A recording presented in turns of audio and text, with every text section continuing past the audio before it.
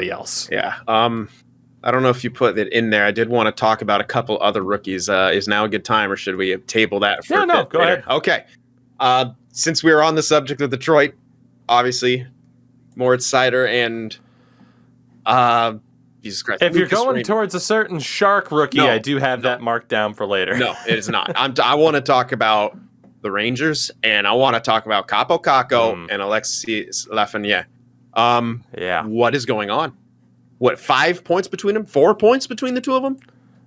It's not good. Get an official number for you there. And I think that they're both in the same draft years as Raymond and Seider. Again, you can always say hindsight 2020, but here's the thing that I don't understand. It's for the record, sorry to cut you off. Kakko, no points in 8 games. Jesus. Lafreniere with 4 points in 12. Good Lord. Like,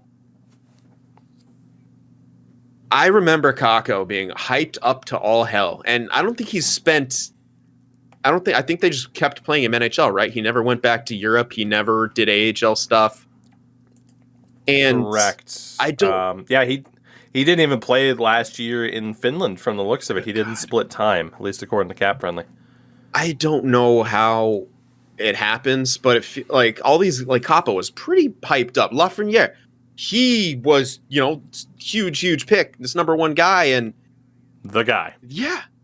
And as much as people now are saying like, oh well, no, like Shane Wright and Connor Bedard are the guys. Like let's be honest here. Lafreniere was being hyped up as I heard Crosby comparisons. Future. I heard Crosby comparisons because he's coming out of the queue. Like, it's true. He's not doing anything, and I wonder if it's partially in part with the Rangers organization. They seem to have this really, really bad track record of sucking the confidence and the performances out of some of their younger guys, and these two are the biggest ones. But I mean, I remember Kravtsov for a while was looked at going to be, this really, big. Two goals for Vitaly Kravtsov in his first game back in the KHL, by the way. Yeah, I know. Yeah. So again, like, what is it about the Rangers organization that just seems to sap the skill out of these guys, out of these younger guys? And I don't know what it is, and if they're not utilizing him properly, if they're not giving him the kind of confidence. But honestly, with Kakko, I think they developed him incredibly poorly, and you can look to, I guess, another person who people said shouldn't be sent back, but I'm saying yes, you send him back, because look what can happen if you try to rush a player along, and maybe they're not quite ready. And Kakko, I think, just has zero confidence right now. And yeah, maybe I'm pretty sure I think he's been good defensively, but obviously, like, he's what, second overall? Don't look for him, second overall to be this defensive stalwart. Like, you look, have a good two-way game, but we need points. Like, yeah, this is his 3rd season. He has 40 points in 122 games, minus 25. Now, again, plus minus isn't great, but if you're a minus 25 in 122 games, that is an indicator that you're struggling and are likely on a bad team as well. So I don't disagree, because, I mean, you look at the younger players in the Rangers, like when Mika Zibanejad was acquired, I mean, he's 28 now. Mm-hmm. He wasn't, they didn't necessarily have to directly develop him. Yeah, as a talent. Already on track.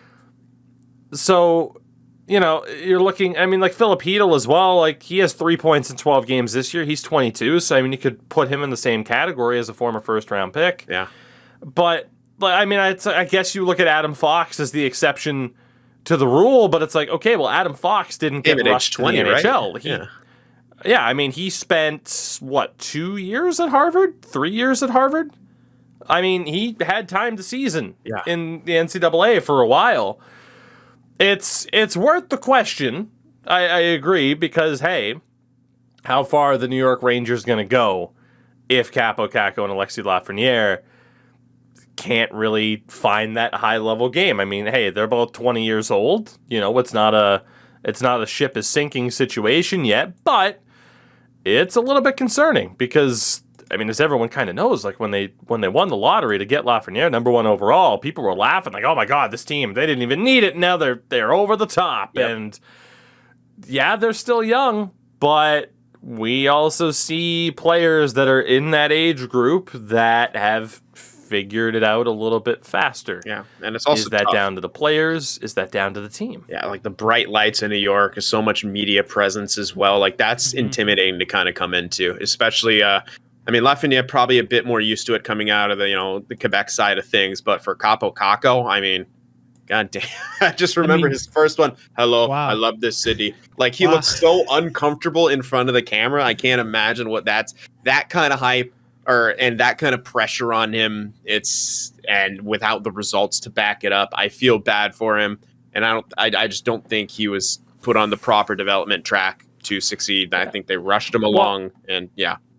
So for Lafreniere, right? Like I'm looking at the 2020 draft class stats for this year. Lafreniere is 5th in points. Yeah. With Jamie Drysdale of Anaheim, who is a defenseman. Mm-hmm.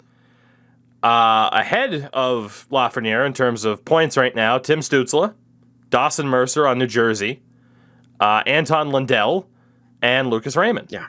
Like, even if you go off of points per game, like, Lafreniere's 6th.